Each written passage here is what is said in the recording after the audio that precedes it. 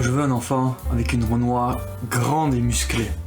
Gros sein, gros cul. Pour mon plaisir. Imaginez les enfants, le renouvellement du sang entre nordiques et africains. Ils marcheraient sur le monde, ce serait une espèce de LeBron James 2.0.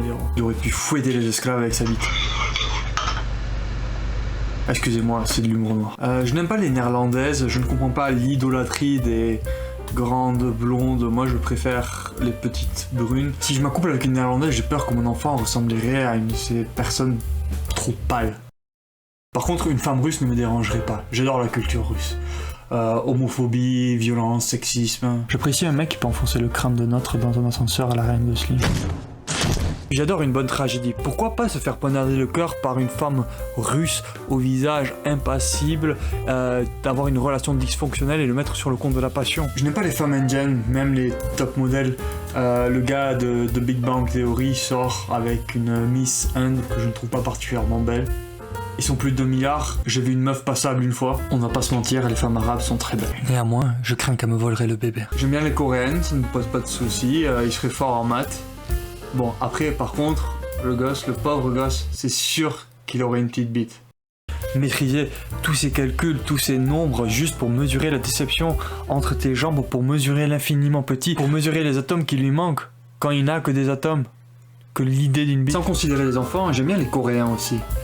J'ai toujours rêvé d'être gay, mais je n'aime pas le goût de la bite. À quoi bon avoir essayé? Dommage que le BTS ce soit éclaté en 1000 morceaux comme mon cœur. Parce que si je devais faire une chose gay, ça serait avec BTS. Je peux les regarder comme des tableaux, leur visage m'appelle. En plus, pour commencer, comme niveau d'entrée, leur bite asiatique serait pas trop mal. Si jamais je suis un peu timide, je peux recouvrir leur bite de ma main en leur faisant une branlette. Hein? Joe? Sugar? Oseok, Minyongi si vous voulez, prénom coréen. Ce sont mes préférés, bien sûr. Si je peux choper Jimin, je ne dormirai pas dans la maison. 90% hétéro. 80% hétéro. 60%. C'est un bon coup. Comme ils ne sont plus ensemble, je dois passer à de la K-pop autre.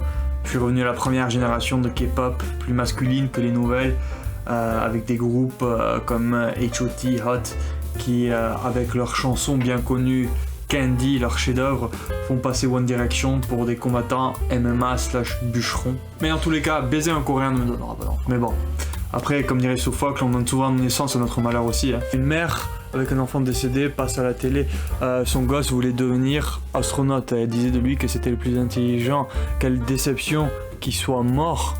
Mais tout le monde, à un moment ou un autre, voulait devenir astronaute. Probablement qu'il serait devenu un raté. Mais pour elle, qu'il ait fini décapité. Je peux apprendre 2-3 choses aussi. L'apprendre à courir, à méditer, à écrire. Faire de lui le dernier avatar, lui faire prendre conscience de son potentiel. En faire un pantin pour le façonner et l'élever. Témoigne de ma gloire. C'est pour ça qu'il s'appellera Robert. J'ai porté ce prénom de merde toute ma vie. Il le portera toute sa vie. Je peux te dire que si mon gosse fait une crise où il est allongé au sol en pleurant, c'est parce que je l'ai mis KO. Mon enfant ne se sentira comme un égal que dans un face-à-face. Et si ça se passe mal, qu'il ne répond pas à mes attentes surhumaines d'homme idéal, champion MMA russe, je vais l'abandonner dans un refuge en montagne, bercé par l'hiver, pour lui donner l'opportunité de devenir invincible. Manger des cadavres d'animaux minces, lui faire boire de la neige fondue, lui donner l'opportunité de devenir l'homme ultime. Parce que si on donne tout à notre enfant, il va être feignant. Si on lui donne tout ce dont il a besoin, il va devenir dépendant. Non, personne ne demande à vivre. La vie est de la souffrance. On amène les gens dans un monde de souffrance. Et moi, à mon enfant, je lui donnerai en cadeau de la souffrance. Et qu'il m'obéisse.